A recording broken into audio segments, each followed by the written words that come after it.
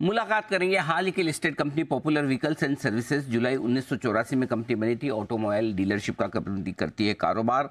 नई और पुरानी गाड़ियों की बिक्री का, सर्विस और रिपेयरिंग का, स्पेयर पार्ट्स डिस्ट्रीब्यूशन का कंपनी का कारोबार है।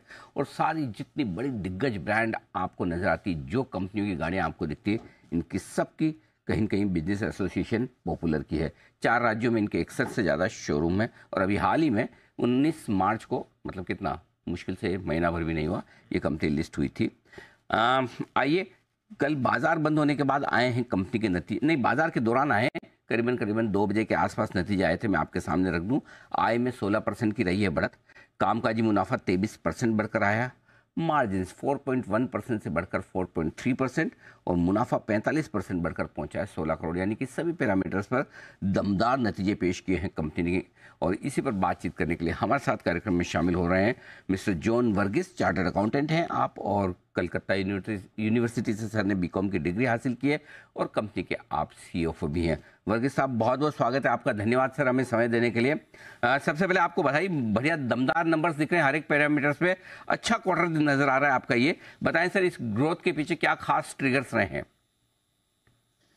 Thank you. नमस्ते। नमस्ते sir. Glad to see you within 1 month. Yes, and hopefully हर क्वार्टर में मिलेंगे और भी ज्यादा मिलेंगे। Sure sir, pleasure. गर्मी के अलावा बाकी सब टॉप गियर में है। As you can see, financials। जी हाँ जी, तो जैसे मैंने हम लोग पहले भी हम लोग बात किए थे, वैसे हम लोग इवन दो आप अगर देखा जाए द इंडस्ट्री, अपना जो पैसेंजर व्हीकल इंडस्ट्री इंडिया में 10% 11% ग्रोथ दिखाया था कैलेंडर 2023 में। लेकिन the markets which we are in, that is in Kerala and Chennai, actually was a very low growth.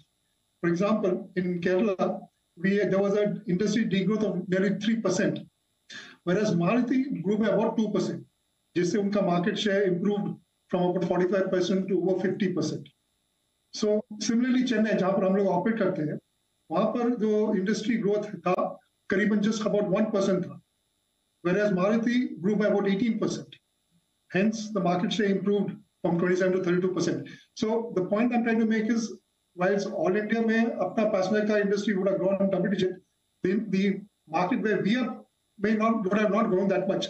But in spite of that, we grew our company because, as we said earlier, हम लोग service में we focus on, because on the expansions that we've done, whether it be in the Maharashtra that we mentioned, करीबन 40% अपना जो revenue growth है is because of the acquisition that we did in February 2023.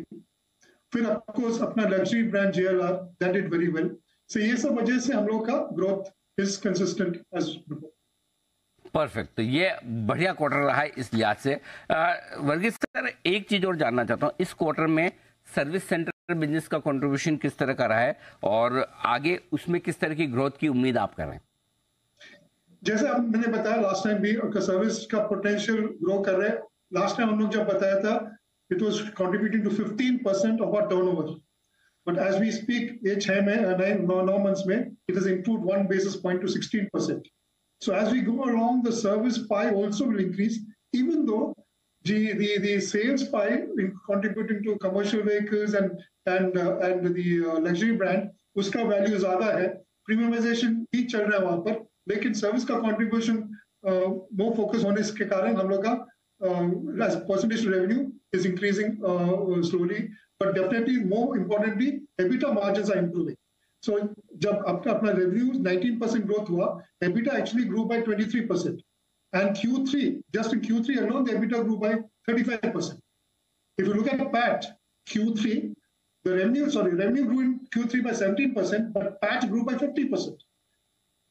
Which basically tells us that the focus on services is playing off now. Okay, perfect. अच्छा sir, एक कल एक report आई थी फाडा की, जो आपकी एसोसिएशन है ऑटोमोबाइल डीलर्स की। उन्होंने बहुत स्ट्रॉन्ग आउटलुक दिया है FY25 के लिए, नेक्स्ट फाइनेंशियल ईयर के लिए। आई मीन अब तो करंट फाइनेंशियल ईयर हो गया।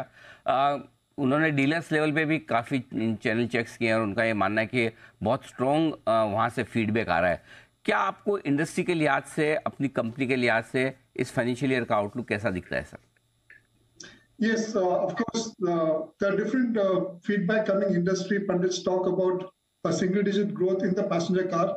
Commercial vehicle could take off after the elections are over, and I'm sure there will be a lot of boost in the investments done on the infrastructure. So there are different feedbacks coming from different quarters. But as I said before, irrespective, I mean, this is a point that I'm saying, that in spite of having a single-digit growth in this year, mainly in a Maruti, we still showed 17%, 19% growth, and we'll continue to show that because of our focus on the service pie and spreading our wings between luxury, compact, and commercial vehicles, and even EV is also taken off. बिल्कुल ठीक बात है sir. बहुत बहुत धन्यवाद आपका समय देने के लिए और नतीजों पर विस्तार से बातचीत करने के लिए। जल्द आपसे फिर मुलाकात होगी अगले क्वार्टर के रिजल्ट्स पर। तब तक के लिए बहुत बहुत धन्यवाद वर्गीस साहब। Thank you so much sir. और एक बार फिर से आपको बधाई, इतने मजबूत और दमदार